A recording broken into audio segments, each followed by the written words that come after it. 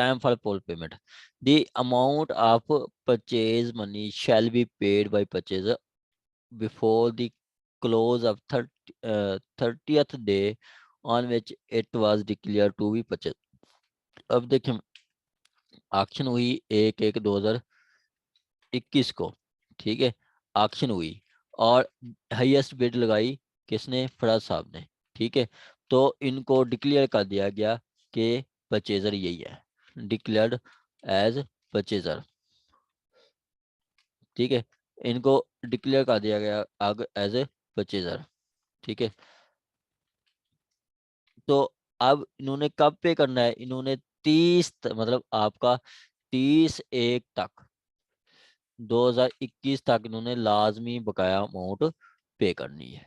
Full amount मतलब जो बकाया इन्होंने बकाया 75% है वो उन्होंने पे करना है, ठीक हो गया। आगे कहता है procedure in default of payment.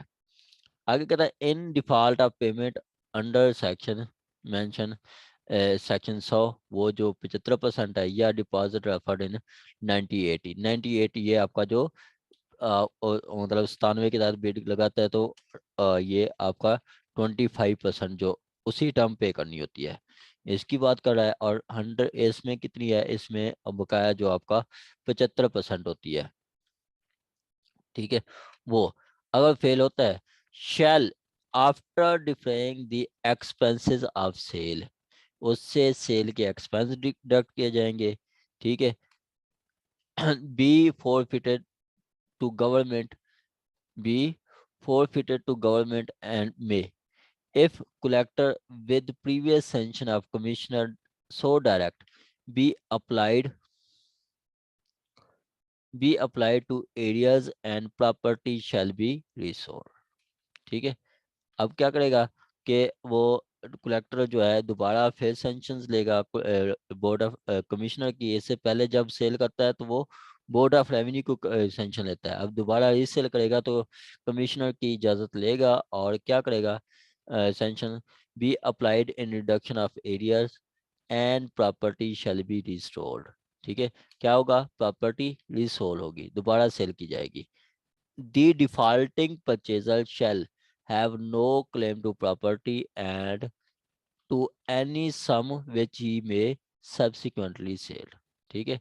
और उसकी जो बाद में उसकी जो प्रॉपर्टी है वो दोबारा क्लेम नहीं कर सकता, दोबारा उसमें क्लेम नहीं कर सकता। और जो पहले आपकी उसकी प्रॉपर्टी उन्होंने कोई ऐसी जमा कराई हुई है अमाउंट, तो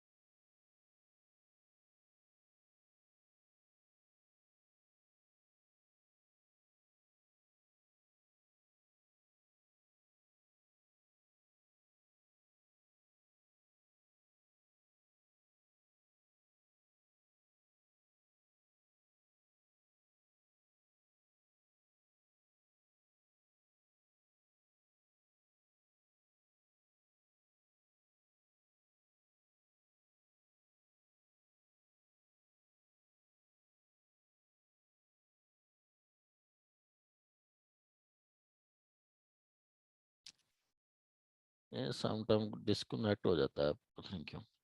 चलें आगे कहता है आपका दो report to commissioner. Report to commissioner कहता है every sale of immovable property under this chapter shall be reported by the collector to commissioner, ठीक है। जो सेल होगी वो रिपोर्ट करेगा कमिश्नर कलेक्टर को, ओ कलेक्टर कमिश्नर को। आगे कहता है application for set aside. Application for set aside कहता है इफ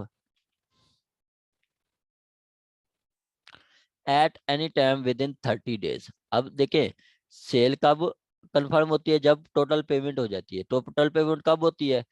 जब आपका डिक्लेयर होता है तो 30 दिन में उसने पेमेंट करनी होती है, ठीक है। 30 दिन में उसने पेमेंट करनी होती है। और उसके बाद हमने पीछे पढ़ा भी है کہ جب اشتہار ہوتا ہے تو اشتہار کے بھی 30 دن بعد آکشن ہوتی ہے. اشتہار کے بھی 30 دن بعد آکشن ہوتی ہے. کہتا ہے at any time within 30 days from the sale, from the date of sale, application may be made to commissioner to set aside the sale on the ground of some material irregularity or mistake the public irregularity یا mistake in publishing یا conducting the sale. ٹھیک ہے. اب دیکھیں کوئی irregularity ہو جاتی ہے. irregularity کیا کہ irregularity ہوتی ہے آپ کا اگینسٹ دی پروسیجر. ٹھیک ہے, اگینسٹ دی پروسیجر. پروسیجر کیا کہ اشتہار دینا تھا, اشتہار نہیں دیا, یا اشتہار دینا تھا, اشتہار نہیں دیا, یہ اللیگلٹی ہے. irregularity کیا ہے, اشتہار وہ انہوں نے کہا کہ جی افکس کیا جائے گا کلیکٹر کے آفس, اور کلیکٹر کو پوسٹ کیا جائے گا, اور جہاں پہ پراپرٹی ہے وہاں پہ بھی وہ فکس کیا جائے گا. وہ نہیں کرتے تو یہ irregularity ہے. ٹھیک ہے. اور آپ کا اشتہار چھپوانے میں جو مسٹیک ہے, 10 مرلے کی جگہ 5 مرلے لکھ دیے, تو یہ آپ کی irregularity ہے. اس پہ آپ سیل سیٹ اسائڈ کروا سکتے ہیں. ٹھیک ہے, اس پہ آپ سیل کروا سکتے ہیں, آپ کو اس کو سیٹ اسائڈ کروا سکتے ہیں, کروا سکتے ہیں. ٹھیک ہے. آگے کہتا ہے آج سیل شل ناٹ بی, مطلب وہ تو گراؤنڈ بتا دیا ہے, ان سچویشن میں سیل آپ کی سیٹ اسائڈ نہیں ہوگی.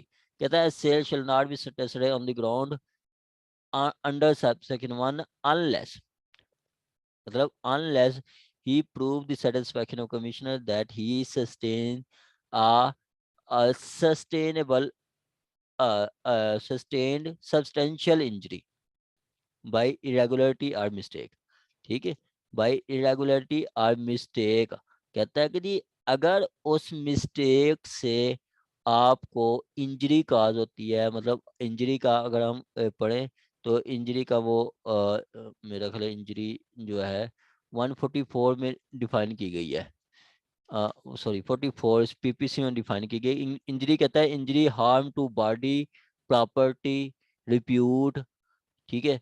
تو یہ آپ کی پراپرٹی کو بھی, یا ریپیوٹ کو, یا آپ کی باڈی کو, پرسن کو, مطلب جو آپ کی مطلب نقصان ہوتا ہے وہ آپ کی انجری ہے. آپ کا مطلب پراپرٹی کا نقصان, مطلب آپ کے پیسے کو نقصان, وہ آپ کا انجری ہے. ٹھیک ہے. اگر اس آپ کا پروو کرتے ہیں کہ جی اس irregularity سے آپ کو انجری کاز ہوا ہے, آپ کو نقصان ہوا ہے, تو دین تو آپ کی سیل سیٹ اسائڈ ہوگی, ورنہ نہیں ہوگی. لبنہ شین صاحبہ, میڈم 225 سی آر پی سی کیا کہتا ہے, اور ایک 232 بھی ہے سی آر پی سی.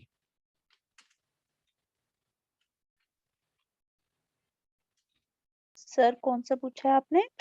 اسکرین شو ہو رہی ہے آپ کو؟ جی جی 225 جی دیکھیں 225 سی آر پی سی کہتا ہے کہ جی آپ کا error in charge, error in charge 225 کہتا ہے کہ جی ایرر ایسا ہے جس سے وہ آپ کا ایکیوزڈ مس لیڈ نہیں ہوتا, تو اس ایرر کا کوئی ایفیکٹ نہیں ہوگا. ٹھیک ہے. یہ سمجھا جائے گا کہ جیسے ایرر ہے ہی نہیں. ٹھیک ہے. جیسے اس کا نام محمد احمد کی جگہ احمد علی لکھ دیا, وہ اس سے مس لیڈ نہیں ہوا, اس کو مطلب وہ کوئی ایفیکٹ نہیں ہے. اس کا ایڈریس کچھ اور لکھ دیا, اس کو وہ مطلب اس سے اس کا وہ مس لیڈ نہیں ہوا, کوئی ایفیکٹ نہیں ہے. اسی طرح 232 کہتا ہے کہ جی اگر وہ مس لیڈ ہوتا ہے تو پھر وہ جو پروسیڈنگ ہوگی ویشیٹ ہو جائے گی, اس کی پروسیڈنگ اس کے خلاف قواش ہو جائیں گی, اس کی کنوکشن جو ہے سیٹ اسائڈ ہو جائے گی. یہاں پہ بھی وہی ہے کہ جی یہ جو ایلیگلرٹی ہے یا ایریگولرٹی ہے, یہ مسٹیک ہے, اس سے آپ کو انجری کاز ہوتی ہے, مطلب آپ کو نقصان ہوتا ہے. آپ کو جیسے 5 مرلے 10 مرلے کی جگہ 5 مرلے لکھ دیا ہے. ٹھیک ہے. تو اس سے جو آپ کا انٹرسٹڈ پرسن ہے ان کے ویلیو کم وصول ہوئی ہے. ٹھیک ہے. وہ پیسے کم وصول ہوئے ہیں, تو وہ کیا ہے, یہ آپ کا ان کو انجری سسٹین ہوئی ہے. تو ایسی سچویشن میں کورٹ ان کی جو سیل ہے سیٹ اسائڈ کرے گی. ٹھیک ہے. ہاں اگر اس سے کوئی مطلب پراپر وہ نہیں ہوتا, کوئی انجری کاز نہیں ہوتی, تو پھر سیٹ اسائڈ نہیں ہوگی, پھر سیٹ اسائڈ نہیں ہوگی. جیسے آپ کا دیکھیں یہ ایرر لکھ دیتے ہیں کہ جی یہ آپ کا ایرر آ جاتا ہے کہ جی یہ اسلام پورہ کی جگہ وہ لکھ دیتے ہیں یہ آپ کا انارکلی, یا لکھ دیتے ہیں ساندہ روڈ, ٹھیک ہے, یہ ساتھ ساتھ ہے, ایڈجسنٹ ہے, ٹھیک ہے. تو وہ اس سے جو ہے اس کو کوئی انجری سسٹین نہیں ہوتی اس مالک کو, تو وہ آپ کا جو سیل ہے سیٹ اسائڈ نہیں ہوگی. اگر وہ لکھ دیتے ہیں یہ اماؤنٹ, وہ بڈ پرائس لکھ دیتے ہیں 1 کروڑ, 42 لاکھ نہیں, صرف 1 کروڑ لکھ دیتے ہیں, تو اس سے وہ بولی 1 لاکھ سے شروع ہوگی اور ہو سکتا ہے 1,20,000 تک سیل ہو, جبکہ اس کی اصل قیمت 1,42,00,000 بنتی ہے. تو وہاں پہ اس کو انجری سسٹین ہوگی, اس کو نقصان ہوگا, تو وہاں پہ سیل یہ سیٹ اسائڈ ہو جائے گی, کیونکہ اس کو اس کی جو ریزرو پرائس ہے, اس کی جو اصل پرائس ہے مکان کی 1,42,00,000 ہے, اور انہوں نے ایڈ میں لکھ دیا, مسٹیک کر دیے, ایرر کر دیا کہ اس کی جو سیل پرائس سٹارٹ ہوگی 1 کروڑ سے, تو وہ کیا ہے, وہ انجری سسٹین ہوگی. ایسی صورت میں کمشنر جو ہے لازمی وہ کرے گا, سیٹ اسائڈ کرے گا, ٹھیک ہے. یہاں پہ لازمی سیٹ اسائڈ, وہ شیل کا ورڈ ہے, مطلب اگر انجری سسٹین نہیں ہوتی تو آپ کا وہ لاسٹ مطلب سیٹ اسائڈ نہیں کرے گا. اگر انجری لاسٹ سسٹین ہوتی ہے تو اس صورت میں آپ کا سیل جو ہے سیٹ اسائڈ ہو جائے گی. آگے کہتا ہے after the expiry of 30 days from the debt of cell, ٹھیک ہے, 30 دن بعد, if application under section 103 has not been made, مطلب سیل کے 30 دن تک کوئی آپ کا اپلیکیشن نہیں آتی, ٹھیک ہے, سیل کے 30 دن تک کوئی اپلیکیشن نہیں آتی 103 کی, 103 کیا, وہ سیٹ اسائڈ کی, یا آتی ہے تو وہ ڈسمس ہو جاتی ہے. اپلیکیشن کی, انہوں نے دیکھا کہ جی یہ اس طرح ان کو کوئی انجری سسٹین نہیں ہو رہی, تو وہ ان کی اپلیکیشن ڈسمس کر دیتے ہیں, ٹھیک ہے, یا کوئی اپلیکیشن ہی نہیں لے آتے, دین کیا ہوگا, دی commissioner shall make order confirming the sale, cell confirm کرے گا, and if such application has been made and allowed, the commissioner shall make order set aside the sale, ٹھیک ہے. تو کمشنر کیا کرے گا, وہ آرڈر سیٹ اسائڈ کر دے گا, ٹھیک ہے. وہ آپ کا کہتا ہے اپلیکیشن الاؤ ہو جاتی ہے تو پھر سیل سیٹ اسائڈ ہو جائے گی, اور اپلیکیشن نہیں آتی یا ریجیکٹ ہو جائے گی تو پھر آپ کا سیل کنفرم ہو جائے گی, سیل کنفرم ہو جائے گی. آگے کہتا ہے if within 30 days from the date of sale the defaulter pay the areas with respect of property whom sold together with cost incurred in recovery of areas, the commissioner shall make order set aside the sale, ٹھیک ہے, make order set aside the sale. دیکھیں جب بھی آپ کا cell ہوتی ہے تو سیل جو ہے وہ 30 دن بعد کنفرم ہوتی ہے, ٹھیک ہے, سیل 30 دن بعد کنفرم ہوتی ہے.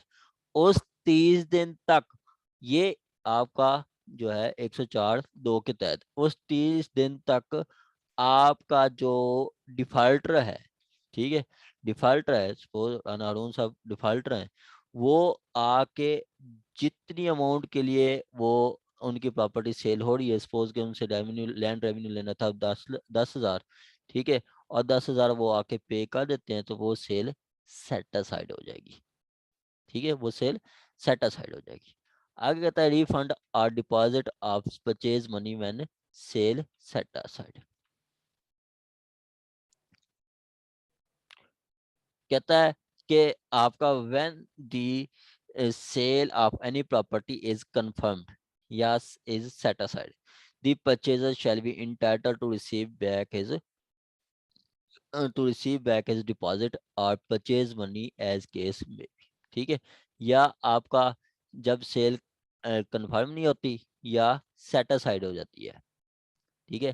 سیٹ اسائڈ کیسے, ابھی یہ جو سیل ہے نا, یہ میڈم جو ہے آپ نے دیکھا ہے وہ کلاس بھی لیتی ہیں مس زینب، ٹھیک ہے، انہوں نے یہ آکشن کرائی ہے اور یہ آکشن جو ہے سیٹ اسائڈ ہو گئی ہے، ٹھیک ہے، یہ آکشن سیٹ اسائڈ ہو گئی ہے، مطلب سیل ہوئی تھی پراپرٹی اور پھر بعد میں اس میں irregularity آئی ہے، ٹھیک ہے، تو یہ بعد میں یہ سیل جو ہے سیٹ اسائڈ ہو گئی ہے، ٹھیک ہے، یا پھر وہ کہتا ہے کنفرم نہیں ہوتی، یا سیٹ اسائڈ ہو جاتی ہے، یا پھر کنفرم نہیں ہوتی۔ کنفرم کب نہیں ہوتی؟ جب آپ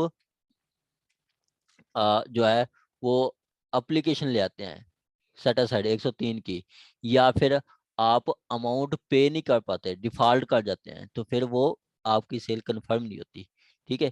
ان دونوں صورتوں میں آپ کی جو اماؤنٹ ہے وہ آپ کا اس کو اماؤنٹ بقایا واپس کر دی جاتی ہے، ٹھیک ہے، ان صورت میں اماؤنٹ واپس کر دی جاتی ہے۔ اگر پیچھے ہم دیکھیں جائیں تو وہ ان کو اماؤنٹ پے نہیں کر پاتا تو وہ اماؤنٹ اس کو اتنی واپس کی جاتی ہے جتنی اس کی ڈیفیشنسی نکال کے اور ایکسپینسز نکال کے۔ آگے کہتا ہے proclamation after the post پونمنٹ are re cell, ٹھیک ہے، کہتا ہے کہ جی جب سیل سیٹ اسائڈ ہوئی، ٹھیک ہے، یا آپ کا سیل سیٹ اسائڈ ہوئی تو کور کیا ہے؟ دوبارہ ایکشن دے گی، کیا کرے گی؟ دوبارہ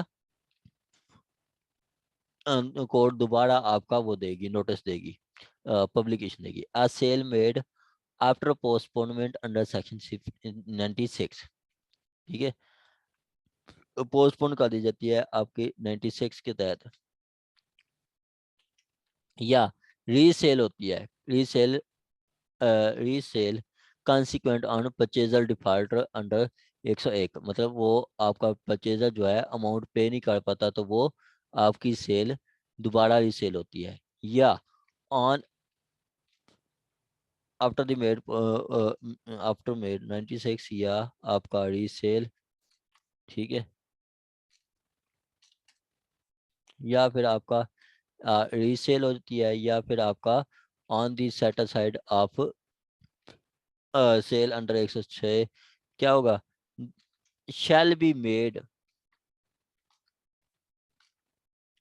made after the fresh proclamation in 94، اس کا پھر دوبارہ اشتہار دیا جائے گا، عوام الناس کو دوبارہ بلایا جائے گا کہ جی آپ آئیں اور بولی لگائیں، ٹھیک ہے، آپ آئیں اور بولی لگائیں، ٹھیک ہو گیا۔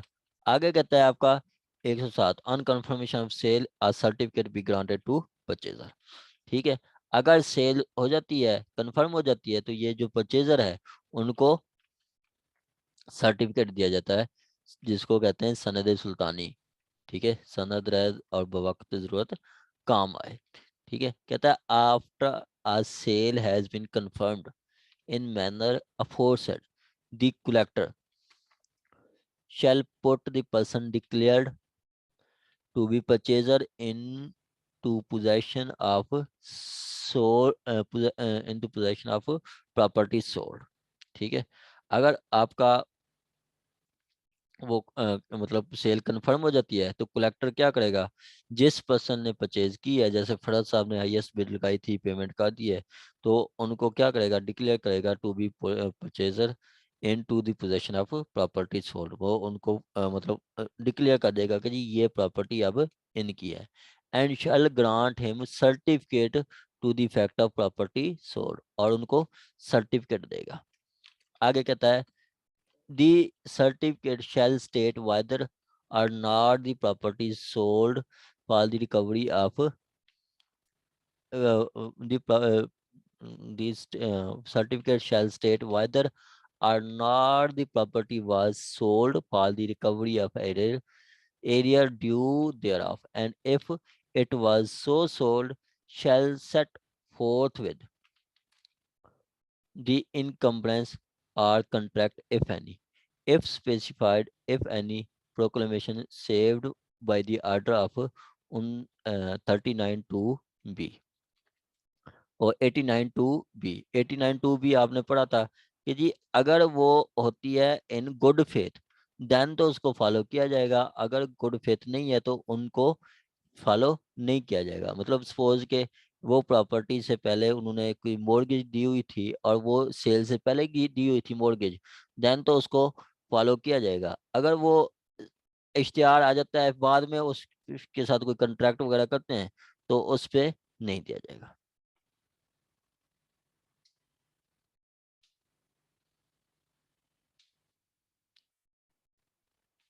آگے کہتا ہے دس certificate shall be deemed to be valid transfer of property but need not be registered as conveyance. ٹھیک ہے، وہ آپ کو جو سیل سرٹیفکیٹ دیا جائے گا وہ سمجھ لے کمپلیٹ ہوگا، دوبارہ آپ کو رجسٹر کروانے کی ضرورت نہیں ہوگی، رجسٹر بھی کروانے کی ضرورت نہیں ہوگی. اسی طرح آپ دیکھتے ہیں کہ جب آپ کا حق مہر لکھ دیا جاتا ہے نا، حق مہر دیا جاتا ہے بیوی کو، ٹھیک ہے، اور وہ نکاح نامے میں جو بات آ جاتا ہے یا بعد میں کوئی ڈگری کر دیتی ہے حق مہر میں، تو اس کو بھی رجسٹر کروانے کی ضرورت نہیں ہوتی، وہ بھی اٹ سیلف یہ سمجھا جاتا ہے کہ جیسے وہ بیوی کے نام پہ ہے. ٹھیک ہے، آگے کہتا ہے any suit brought against the certified purchaser, purchaser جو ہے آن the ground that purchase was made on the behalf of N other person than certified purchaser shall not be maintainable. ٹھیک ہے، کہتا ہے کہ جی آپ کا کوئی دعویٰ آ جاتا ہے کہ جی یہ جو پرچیز کی ہے یہ پرسن نے، یہ تو پرچیزر خود نہیں پرچیز کی، یہ کسی کے بھی آپ پہ اس نے پرچیز کیا ہے، ایسا کوئی دعویٰ مینٹینیبل نہیں ہوگا. آگے کہتا ہے دی certified purchaser of immovable shall be entitled to all rent and profit falling due with respect of property after confirmation of sale. جب سیل کنفرم ہو جائے گی تو اس کے بعد اس پراپرٹی کا جو بھی پروفٹ ہوگا وہ پرچیزر کو دیا جائے گا. And label to all instalment of land revenue سیس falling with respect دیئراف from that date. اس کے بعد اس لینڈ پہ جو لینڈ ریونیو ہوگا سیس ہوگا وہ بھی پے کرے گا. مطلب وہ اس کو مالکانہ حقوق مل جائیں گے، وہ لینڈ اونر بن جائے گا. اور لینڈ اونر آپ کو پتہ ہے کہ جی لینڈ اونر لینڈ ریونیو پے کرتا ہے گورنمنٹ کو، اور لینڈ اونر اگر وہ پراپرٹی کی لینڈ لیز وغیرہ دی گئی ہے تو اس پہ رینٹ وغیرہ پروفٹ وغیرہ وہ خود لے گا، خود کاشت کرتا ہے تو وہ پروفٹ خود لے گا. آگے آ جی آپ کا 108 وہ کہتا ہے جی اگر اس پہ کوئی پریشیبل چیزیں تھیں تو وہ بھی سیل کی جا سکتی ہیں. ٹھیک ہے، یہ پروسیڈ آف سیل. آگے ہے جی آپ کا جو موسٹ امپورٹنٹ ہم نے پڑھنا ہے وہ 135 ہے. یہ آ کے آپ نے دیکھنا ہے، ایسا کوئی اس میں نہیں ہے. یہ ہے آپ کا پارٹیشن.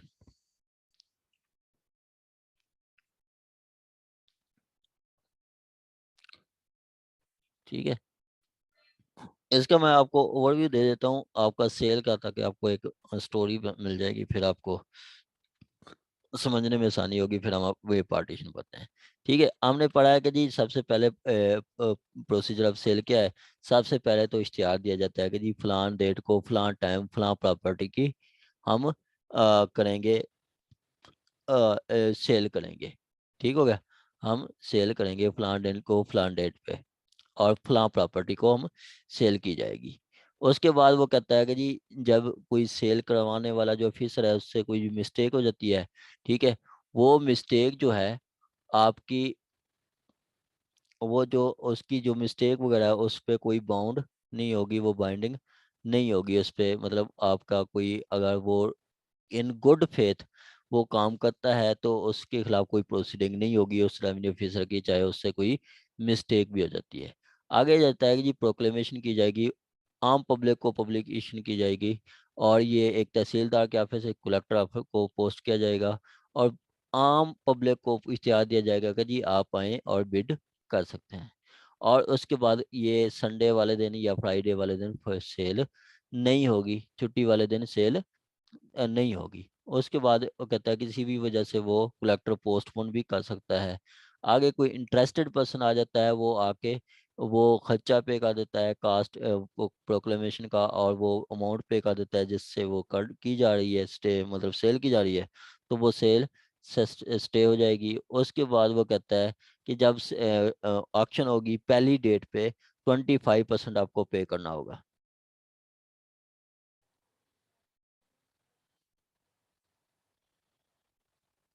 ٹھیک ہے، اس کے بعد آپ کا کہتا ہے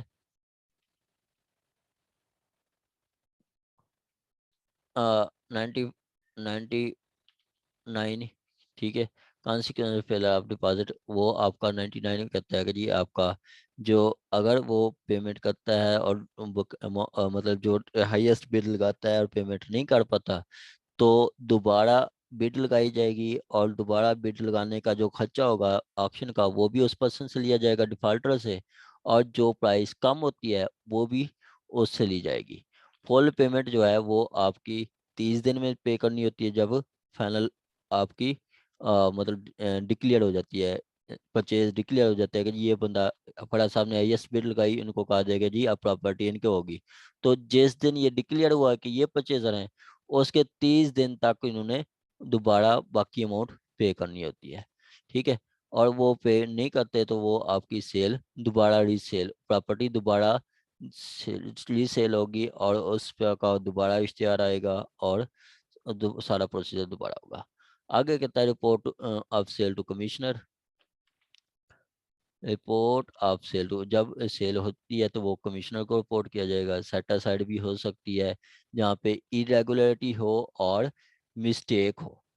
ٹھیک ہے، ایریگولرٹی ہو اور مسٹیک ہو تو آپ کی دوبارہ یہ ہو سکتی ہے، مطلب سیٹ اسائڈ ہو سکتی ہے، لیکن یہ ہے کہ جی آپ کو اسے ریگولیٹی یا ایرر سے آپ کو نقصان ہو، دین آگے کہتا ہے اگر آپ کی سیٹ اسائڈ نہیں ہوتی، یا آپ کا مطلب اپلیکیشن آتی ہے ڈسمس ہو جاتی ہے، تو پھر آپ کی سیل کنفرم ہو جائے گی۔ جب کنفرم ہوگی تو پھر ان کو کہا جائے گا کہ جی آپ آ کے اماؤنٹ پے کریں، اور اس کو ایک سرٹیفکیٹ دے دیا جائے گا جس کو کہتے ہیں سند سلطانی۔ ٹھیک ہے، یہ ہے آپ کا سیل کا پروسیجر۔ یہاں تک کوئی کوشچن ہو تو آپ پوچھ سکتے ہیں، یہاں تک کسی کا کوئی کوشچن ہو تو آپ پوچھ سکتے ہیں۔